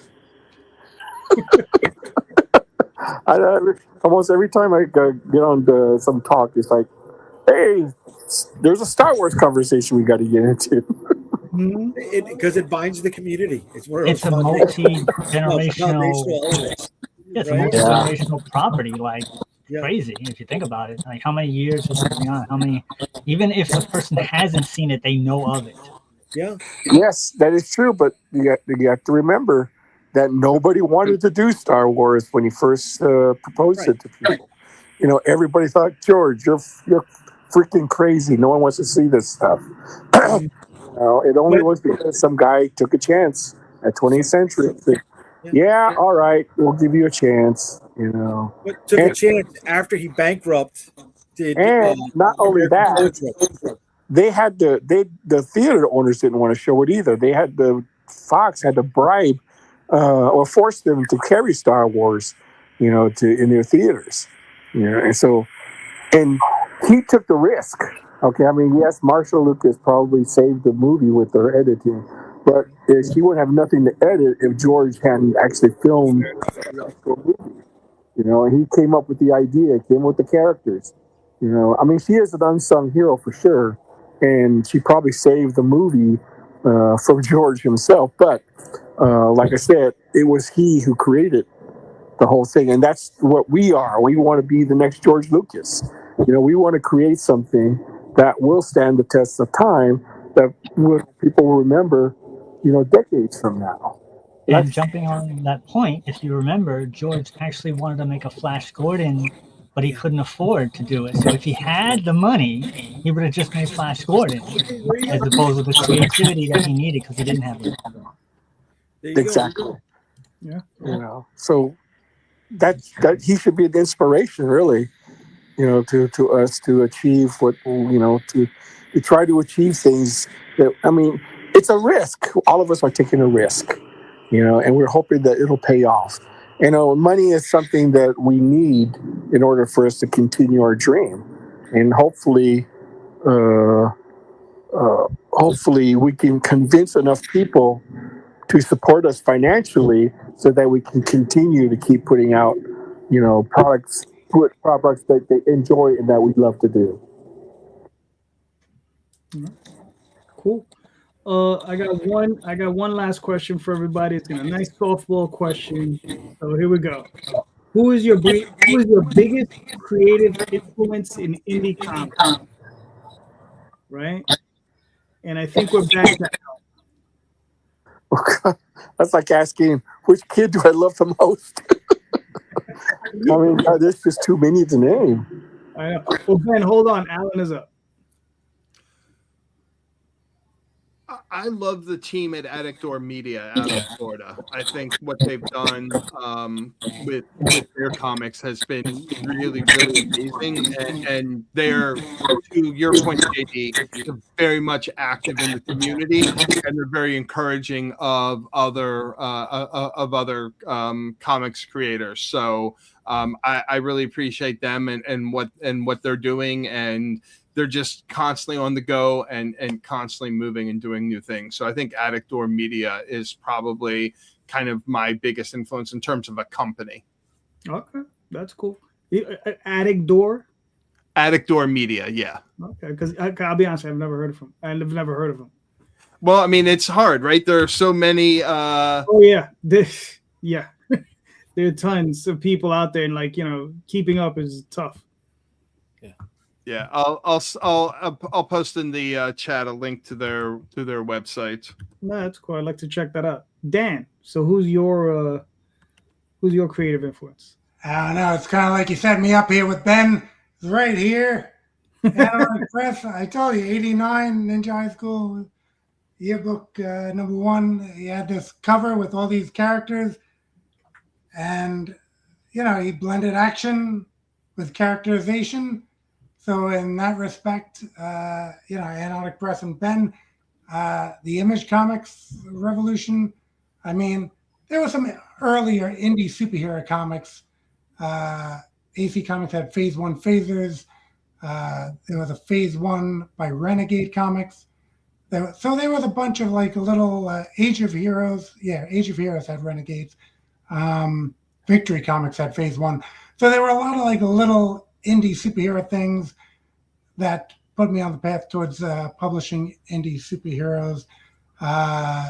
So it's tough to nail it down. That was even pre-Image. So yeah, I think it's an accumulation of a lot. I would have a very hard time just saying one, but I've been meaning to see that Star Wars that you guys are talking about, but I thought that the whole thing seemed illogical. So this whole Force thing, so I couldn't get behind it. No, actually, so Star Wars, of course. But yeah, I have to say, like, a lot of great indie superhero books, and there's just more and more coming out every year that keeps you motivated just by picking those up. All right, cool. But Phase 1 phasers was Vic Bridges. That was AC. So. Yeah. Yeah. But there was a Phase 1 by Victory yes, Comics. There was a Phase 1. Yes, there was. Victory Comics, Rob Durham, who became the artist for Cave Woman, he made that Phase 1, right? Which was a PH phase instead of a F phase. Right. Yeah, and then Age of Heroes had Renegades, which go find copies of that. There's a challenge for you. Here you go, Jay. He should see Laser Blast. Oh no. No. Yeah. Never. All right. Hey, what's up? So Ben, what are your thoughts on the question? Oh gosh, that's a tough one. I would probably have to say Eastman and Laird with Teenage Mutant Ninja Turtles, man. I mean, they were so instrumental in me deciding to do Antarctic Press because they just show that two guys with an idea, you know, in a black and white comic, you know, when the direct market was just starting out. I mean, it showed that you could do a comic book and be successful with it. You know, they were very inspirational for me as far as you know, business wise and creative wise. You know, they knocked it out of the park, man. I mean, they were very influential on me. All right, that's cool. That's cool. Mark. I'm gonna cheat and pander to this question. First, I would say would be Mr. JD Calderon, because I knew you before I knew you, and what you've managed to do from when I first met you, before we knew each other, to where you are now is an incredible inspiration for any independent comic book creator out there, because you have a system now. You've turned it into a system of what you're doing. You're like a machine from where you were in the beginning. My second one would be Dave Ryan with War of the Independents, because he was the first person that published my character and his books. I gotta throw that out there. And also, I'm gonna say Mike Kingston with Headline, who's gonna be our guest for our 100th show. He is the hardest working guy I've seen in the industry, because when I first met him, he was just starting out. We actually were his very first interview at a convention. And from where he started to where he's at now, multiple books, he's grown his table at convention. I've seen him growing big. I've seen him reach out and see him every single week in some place while still maintaining his regular 9-to-5 job. I've seen him everywhere, and I've seen how hard he worked to get where he's at. Gotcha. All right, that's cool. Jay, what are your thoughts? Yeah, I'm gonna go with Matt Wagner. Grendel, Mage were the indie books that I was picking up, right? When I was picking up the other stuff, right? I was looking forward to that stuff. Hunter Rose is fucking badass, bro. Allan mentioned the Saint before, right? It's just that highbrow, elite assassin kind of story got to me. And then, Mage was just low. My book, Shield of the Interceptor, is almost a direct influence from Mage, man. So Matt Wagner was the man, dude. All right, that's fair. That's fair. I would say Matt Wagner was one of my influences, but I got a few others. You said one. You're not a few. You said one. You can't cheat on your own question. No, I can. Cheat on any question I want. It's my question. Show his rules. Exactly. There are no rules. For me. But no. But Dave Sim will probably be one of my big influences. I mean, especially early on, just to see the way he formatted and constructed his stories, the way he constructed panel construction, the way he wrote these things. I mean, it's just, and then something I wish I could do, but I don't have the time or the patience, is the way he lettered his books, right? His lettering was always immaculate in those books, and it was just incredible. It was part of the art, right?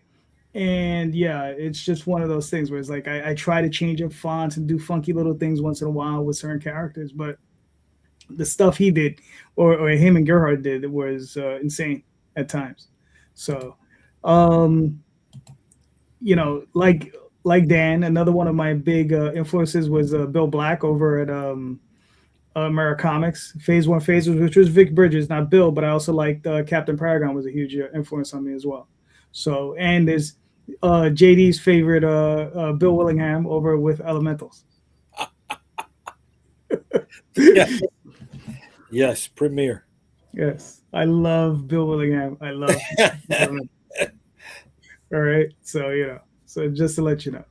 All right, gentlemen, listen, we've made it to hour 2. Thank you so much. You guys are all awesome. This was great. So let's start with Allan. Allan, please, where can we find you and your work? So our website is greenarcher.io, but you can also find us on YouTube and Instagram just at Green Archer Comics. All right, cool. Dan.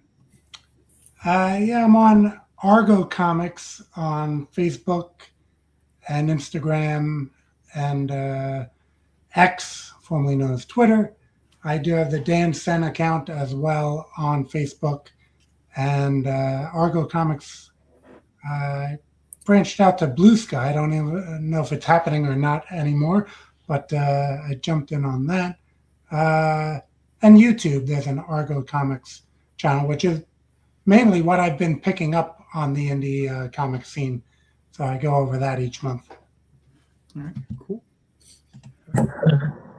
Ben, where can we find you and your work, sir?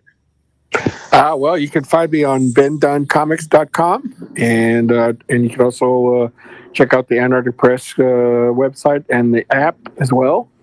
And I'm looking to. That's where you can find me. All right. Now, before we move any further, Jay, Mark, you see that there? It's on the screen. There you go. Okay. Yeah. Bill Willingham. Bill Willingham. There you go. Yeah, I got you. Mark, where can we find you and your work, sir? You can find us at www.explainedonradio.com. It links us to all the 45 different podcast places where the show's available. You can also listen to us on the air Sundays at 6 p.m. on WGBB, Long Island's oldest radio station. That's 95.5 FM and simulcast on 1240 AM. We're also in Westchester County on 88.1 FM, WARY. And on my website, you can get my book, Designated, a book about two warring alien races fighting an unusual power source or fight to slay planet Earth as a result of some human scanning abilities. And also, I want to mention that this Wednesday, January 14th, at the East Middle Public Library, we're going to have our 100th live show with Mike Kingston as our guest. We're going to be giving away a copy of his book as a raffle. And we're also going to be giving away some free tickets to the Long Island Convention of Horror. That will be a convention at the end of February. So come on down. It's a free event. Join us on Wednesday at the East Middle Public Library. That's www.eastmiddle.info. Very cool. All right, cool. Congratulations, man. That's awesome. Thank you. So, Jay, where can we find you and your work? Unstoppablecomics.com. You can find all my social media links on the website, unstoppablecomics.com. Friday nights, Comic Book Streamland with this guy over here. It's just what you would hear if you were eavesdropping at BarCon after any conventions. There's just the guys shooting the shit, talking comics, busting chops on each other, sometimes talking Star Wars toys, but yeah, and sometimes process. Right? You just want to hang out and have a good time. Just let your hair down for a little bit on Friday night. You got nothing better to do? Check us out, Comic Book Streamland. And Sundays, again, with this guy on his show, Indy Comics Explained. All right. And listen, and sometimes we talk about Laser Blast. Oh, yeah. I hate that movie. I can't believe I hate that movie so much. It's a recurring joke with Jay. I'm telling you, we're gonna get you that little alien to put with Galactus, bro. Okay, get out of here. All right, so thank you so much, everybody, and please, everybody, check out the show notes. In the show notes are all the links to all the books that all these creators create. So please click on those links, pick up those books, because these creators have a lot of passion and a lot of energy for their books. So please go check out their books. Go buy some of these books and support these creators. All right. Mr. Calderon, you forgot something. What did I forget? Where can people find you? Oh, right. Well, you can find me here next week. You'll find me here next week. You'll find me on Instagram, Twitter, Facebook, all of the JD Calderon, all those different places. And Kickstarter at some point very soon. Very soon. All right. But again, though, check out the show notes, check out these creators, check out their books. And thank you so much, everyone. Just remember, everybody, read more indie comics, especially ours. Have a good night. Go 49ers.